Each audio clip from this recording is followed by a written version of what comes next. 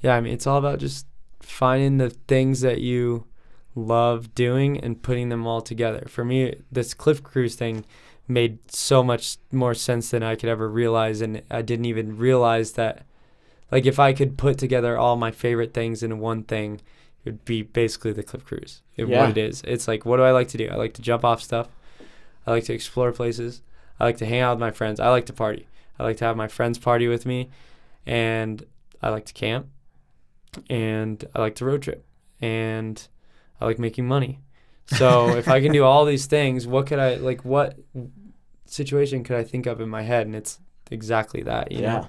And it's not making me a lot of money. I'm not rich at all. Like I don't have that much money. But the joy quota is full. And that's damn right. Yeah. I mean, damn right. That's the important thing. That's how, at least I feel. I'm sure I'm speaking for Dylan as well. Like, as soon as we had the idea for the joy quota, and like everything we're doing with our channel and this podcast and everything we're just trying to like get out into the ether. Yeah. It's everything that we want to do. Like you said, it's just if I could put everything I'd like to be doing into one thing. Yeah. And then sure enough, now we're doing it. Yeah. I mean, I think that's so important. I think if everyone just went down, took a piece of paper, and you write, let's say, the 5 things that you love the most, the things that make you, the most happy, like whether it's like a hobby or like, people or like people in your life that are important. It's like you take those 5 things that are most important to your happiness and then just brainstorm like even a weird, unique way like that maybe might not make sense at first. Because that was the thing for me. I was like, if I could just like organize a party and cliff dive and travel and get paid, that's what I want to do. But then I was like, okay, that doesn't make sense. But then I thought about it more. And I was like, okay, wait. Maybe if the party was a cliff jumping event and the cliff jumping event made me money through sponsors and I made videos because I love making videos. That's another thing. I like, creating things to share with people, whether it's videos, photos, like whatever. Just whatever content you can.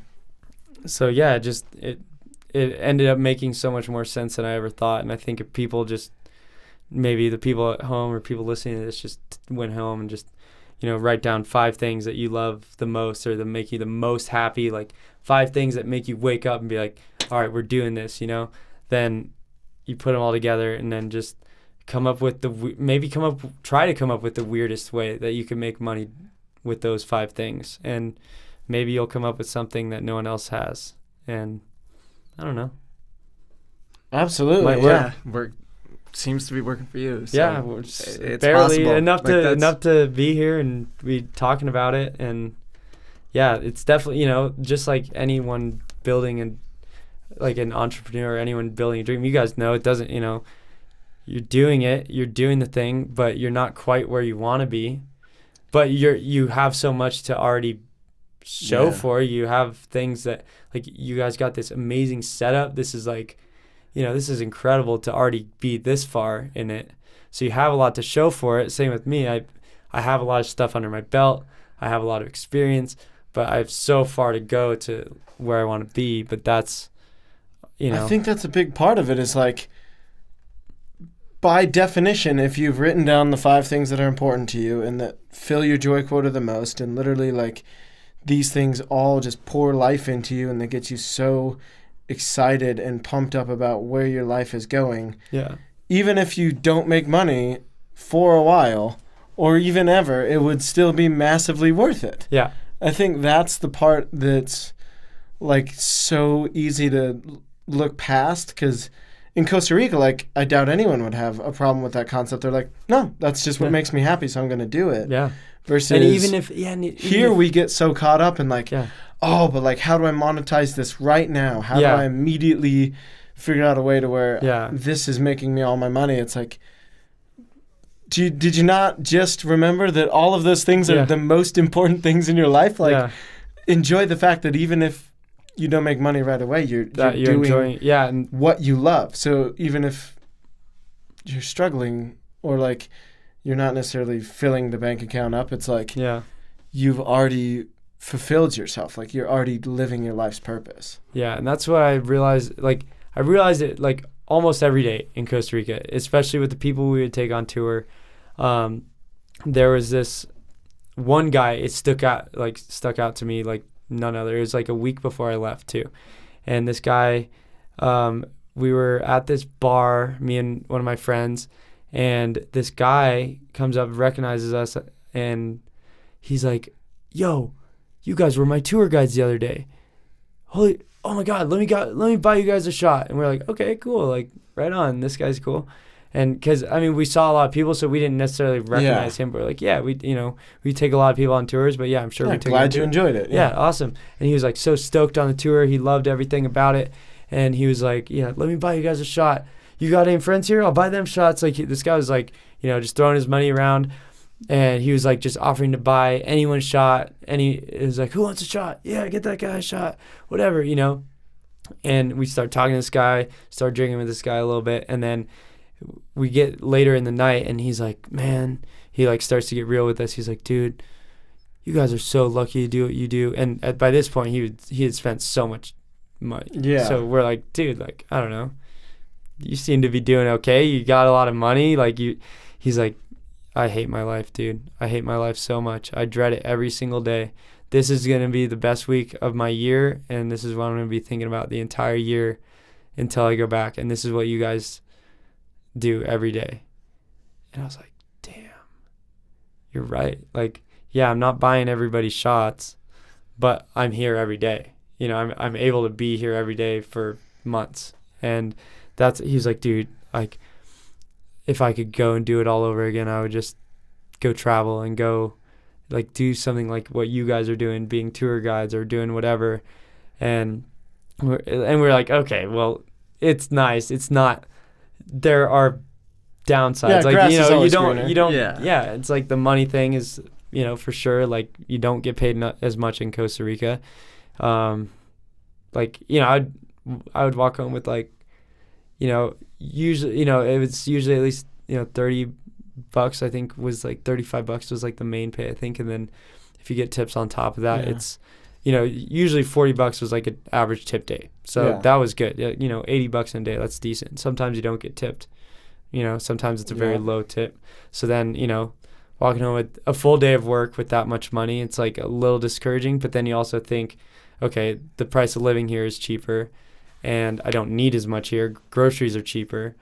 So you just factor it all in. Then like another 40-year-old lady came to me like it was 2 weeks before I left, and she was like she was like away from her family and stuff. She's like, don't tell my family this, but I just wish I would have done what you guys are doing when I was younger, and I just wish that I would have enjoyed my life and traveled more and do all that.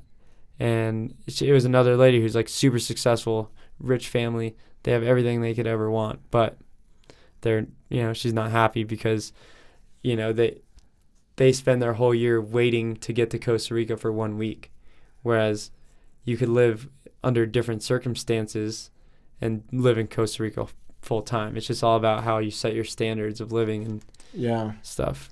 Well, and more importantly, I mean, that's kind of what inspired Dylan and I to start this, is like, don't wait for that 1 week a year in Costa Rica. Like, wherever that lady is, I promise you she can go find some fear, push her boundaries, and like experience the same levels of joy in Costa Rica or that she experienced there at home. Yeah. And like there was an SNL clip I saw recently of Adam Sandler like pretending to be a tour guide in Italy, and like it's like a big joke is every couple seconds in the video they're like, and warning, if you are miserable at home, you are going to be miserable here. Yeah. I cannot change who you are as a person. That's so I true. can just put you in Italy.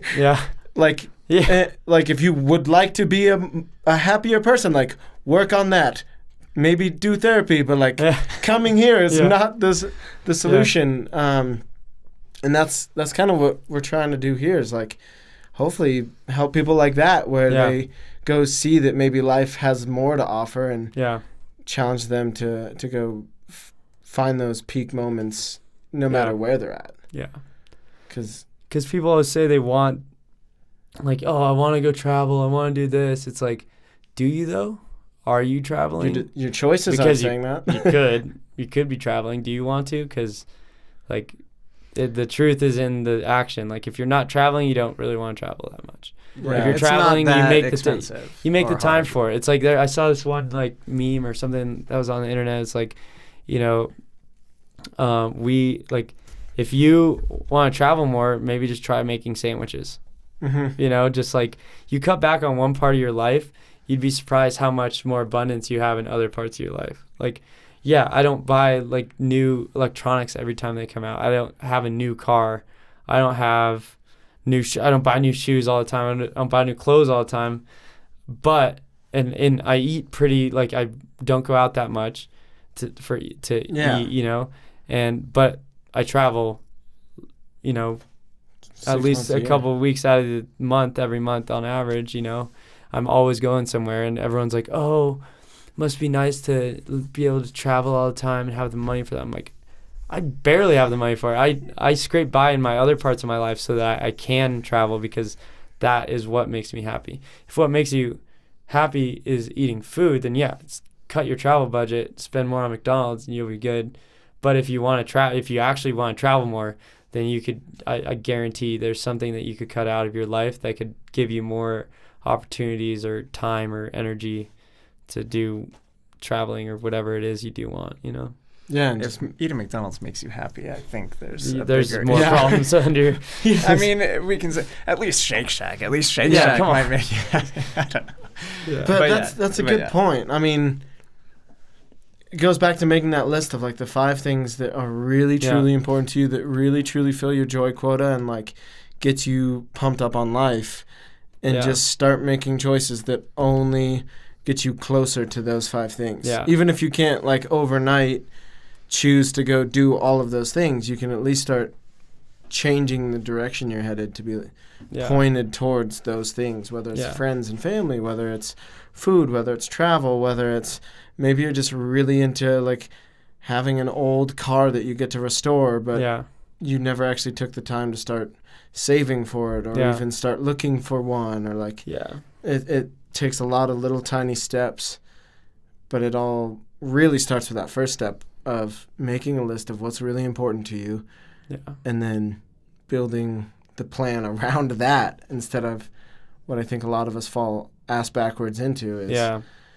all of a sudden we're on a plan, we're on a path, and then we look for how can we make the best out of what path we're on, instead of, no, this is what's important to me, how can I make a path that gets me there? There's just that feeling of comfortability that everyone, or not everyone wants. I think it's more of like, not maybe brainwashed, but more of like everyone feels the need to think that they just need to get as comfortable as they can where they're at.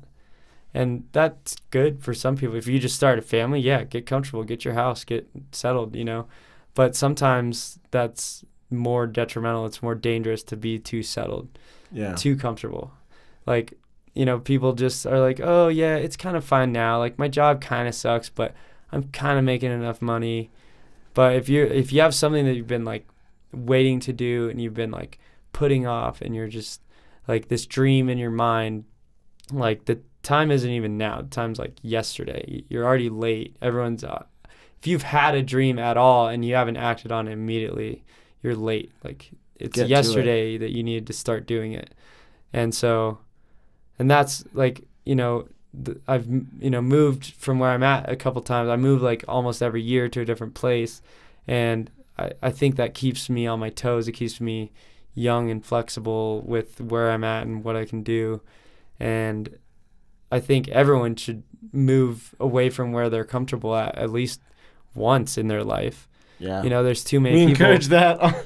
For sure. Like, I encourage anyone to move to a brand new state, even if you don't know anyone there, or a brand new country. I had never been to Costa Rica before I moved there. I didn't speak Spanish before I went there. I knew hola, gracias, you know, the very tequila. Yeah, like the bare bare minimum. I learned a decent amount while I was there. I'm not like conversationally fluent or anything, but I learned a lot. But it's like, it is possible. It's like it's all with how uncomfortable you're willing to be, you know?